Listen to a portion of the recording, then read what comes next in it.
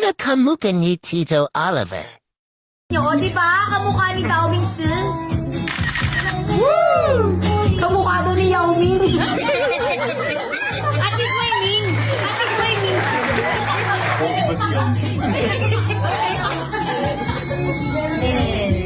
Pangalan Joseph. Ayun, Joseph yun! Tama!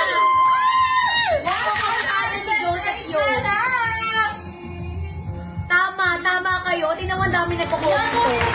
Kasi totoo kamukha niya sa personal. Kasi fan ako dati ng PBA nung naglalaro si Joseph. Sobrang kamukha niya talaga. Ganyan din yung mukha ng CEO na. Ganyan ka, Bobby. Totoo ba?